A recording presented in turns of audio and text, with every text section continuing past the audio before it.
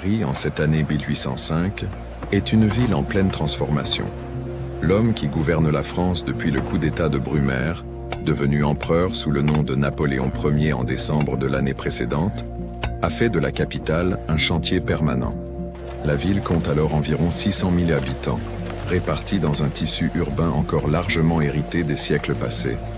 Les grandes percées et les travaux d'embellissement ordonnés par le nouveau pouvoir commencent à modifier certains quartiers, mais l'essentiel de Paris conserve son visage ancien, ses rues étroites, ses maisons serrées les unes contre les autres, et ses cours intérieures obscures, où vivent des familles entières dans des logements exigus.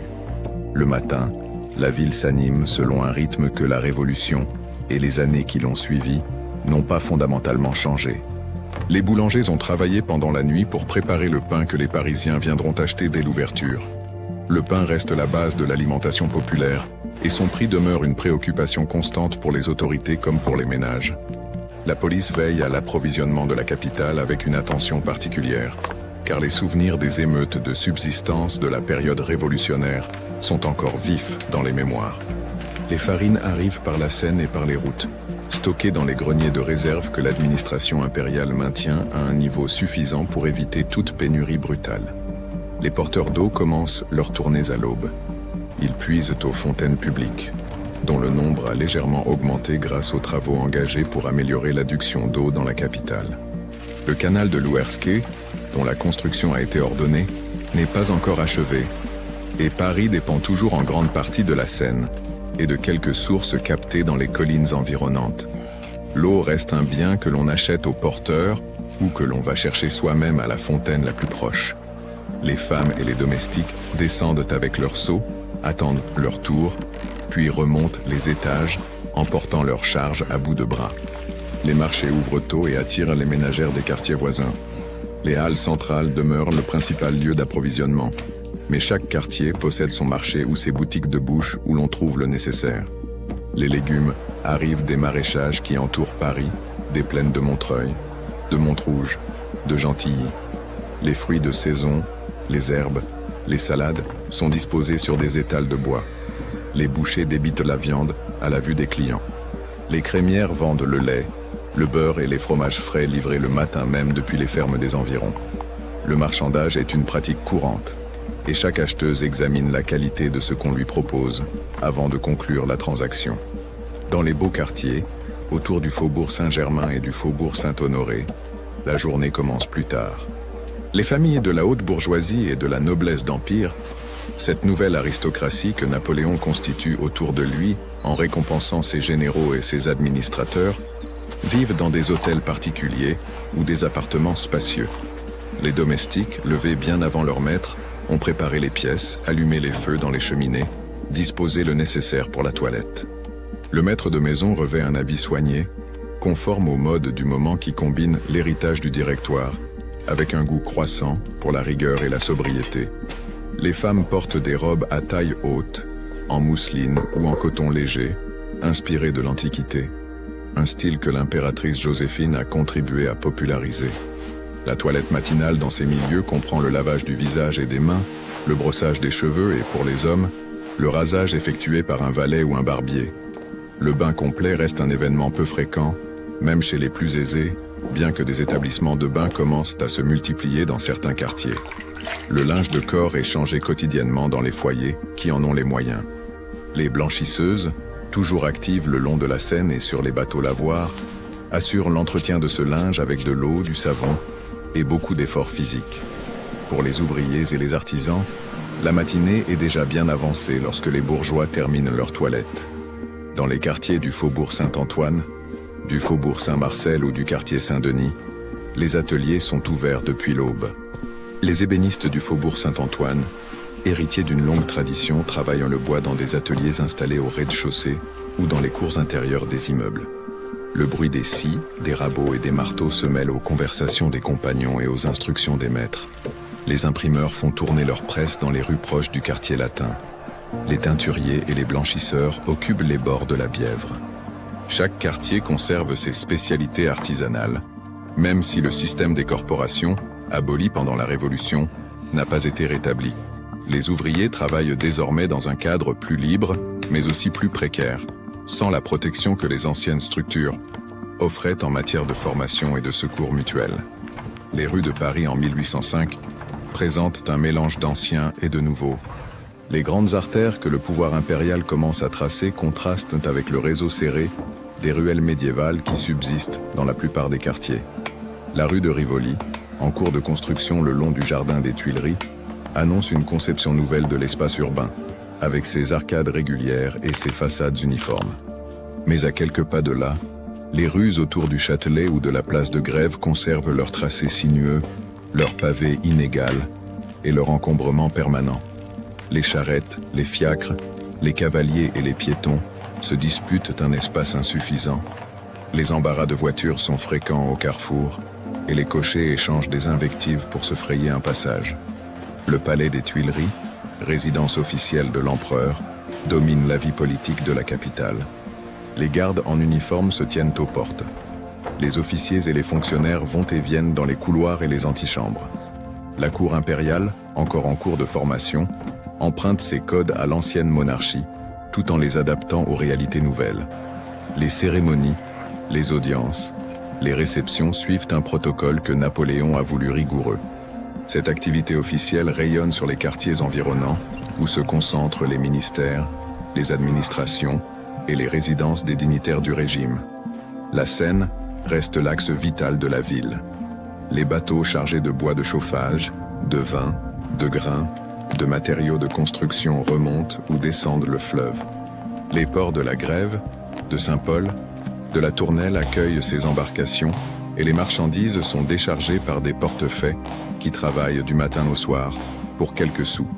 Le commerce fluvial alimente la ville en denrées essentielles et les quais sont des lieux d'activité intense où se croisent les débardeurs, les marchands, les voituriers et les employés des octrois chargés de percevoir les taxes sur les marchandises entrant dans Paris. Le déjeuner, repas de milieu de journée, se prend de manière variable selon les conditions sociales. Les ouvriers mangent sur leur lieu de travail, un morceau de pain, un bout de fromage, parfois un reste de soupe apporté dans une gamelle. Les gargotes et les marchands ambulants proposent des plats simples, des soupes épaisses, des portions de viande bouillie, des haricots ou des pommes de terre, que l'on mange debout ou assis sur un banc dans la rue. Les bourgeois prennent leur repas chez eux ou dans l'un des restaurants qui se sont multipliés à Paris depuis la Révolution. Le restaurant, institution relativement nouvelle, offre la possibilité de choisir ses plats sur une carte et de manger à une table individuelle, un usage qui s'est développé après la dispersion des cuisiniers des grandes maisons aristocratiques pendant les années révolutionnaires. L'après-midi, la ville poursuit ses activités. Les chantiers de construction ordonnés par l'empereur emploient des centaines d'ouvriers. Le pont d'Austerlitz, le pont des Arts, la colonne de la place Vendôme, les aménagements des quais de la Seine sont autant de projets en cours qui transforment progressivement le visage de la capitale. Les ouvriers du bâtiment, maçons, charpentiers, tailleurs de pierre, forment une main-d'œuvre nombreuse et visible dans les quartiers en transformation. Ils travaillent du lever au coucher du soleil, avec une pause au milieu de la journée, et sont payés à la journée ou à la tâche. Les promenades de l'après-midi attirent les Parisiens qui en ont le loisir. Le jardin des Tuileries, le Palais Royal, les boulevards plantés d'arbres qui dessinent un arc de cercle au nord de la ville, sont les lieux favoris de la bonne société. On y marche lentement, on s'arrête pour saluer une connaissance, on observe les toilettes des autres promeneurs. Le Palais Royal reste un centre de la vie sociale parisienne, avec ses galeries marchandes, ses cafés, ses librairies et ses salles de spectacle. Les cafés en particulier sont des lieux de sociabilité essentiels. On y lit les gazettes, on y discute des nouvelles, on y commente les victoires de la Grande Armée dont les bulletins arrivent régulièrement de l'étranger. La présence militaire marque profondément la vie parisienne de cette époque. La France est en guerre presque continuelle, et Paris en porte les signes visibles. Les régiments en garnison ou de passage traversent la ville tambour battant. Les invalides, soldats blessés ou mutilés, se retrouvent dans les rues et aux portes de l'hôtel des Invalides. Les familles dont un fils ou un père sert dans les armées vivent dans l'attente des nouvelles. Les conscriptions régulières prélèvent des hommes jeunes dans les quartiers populaires et les mères accompagnent parfois leurs fils jusqu'aux portes de la caserne avant de rentrer chez elles en silence. Le soir, Paris s'éclaire progressivement. Les réverbères à huile, plus efficaces que les anciennes lanternes à chandelle, bordent les principales voies de la ville. Leur lumière, encore insuffisante, dessine des zones de clarté entre de larges espaces d'ombre. Les théâtres ouvrent leurs portes en début de soirée. La Comédie Française, l'Opéra, les théâtres des boulevards du Temple proposent des spectacles qui attirent un public mêlé, des loges réservées aux notables aux places du parterre, où se presse un public populaire et bruyant.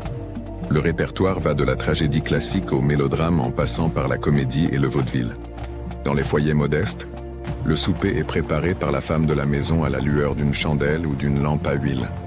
La marmite suspendue dans la cheminée contient une soupe de légumes, parfois enrichie d'un os ou d'un morceau de lard. Le pain accompagne chaque repas. Les enfants mangent avec les parents autour de la table unique. La soirée est courte, car le lever est matinal et la chandelle coûte cher. On se couche tôt, dans des lits partagés, enveloppés dans des draps de grosses toiles que l'on lave à intervalles espacés. La nuit, les rues de Paris ne sont pas entièrement désertes. Le guet de nuit patrouille dans les quartiers principaux. Les cabarets des faubourgs restent ouverts tard, accueillant des ouvriers, des soldats et des individus de toutes sortes. Les prostituées fréquentent les abords du Palais Royal et certains carrefours connus. Les voleurs opèrent dans les ruelles sombres, où la police ne s'aventure qu'en groupe. Le préfet de police nommé par l'empereur dispose d'un réseau de commissaires et d'agents chargés de maintenir l'ordre, mais aussi de surveiller l'opinion publique et de rapporter tout signe de mécontentement. Paris en 1805 est une ville qui porte les traces encore visibles de la Révolution, tout en se transformant sous la volonté d'un pouvoir nouveau. Les églises, fermées ou vandalisées pendant la période révolutionnaire, ont rouvert leurs portes depuis le concordat signé avec le pape quelques années plus tôt. Les cloches sonnent à nouveau, et les Parisiens retrouvent le chemin des offices dominicaux, par conviction ou par habitude. Les noms des rues ont changé, les symboles royaux ont été remplacés par des aigles impériales. Les calendriers ont repris le rythme grégorien après l'abandon du calendrier révolutionnaire. Mais dans les gestes du quotidien, dans la manière de faire son marché, de travailler à l'atelier, de préparer le repas du soir et de se coucher une fois la chandelle soufflée, la vie des Parisiens ordinaires se poursuit selon des habitudes anciennes que ni les révolutions ni les empires ne parviennent à transformer du jour au lendemain. La ville avance lentement, portée par le labeur répété de ses habitants, entre les murs de pierre et le cours tranquille de la Seine qui traverse la capitale comme elle l'a toujours fait.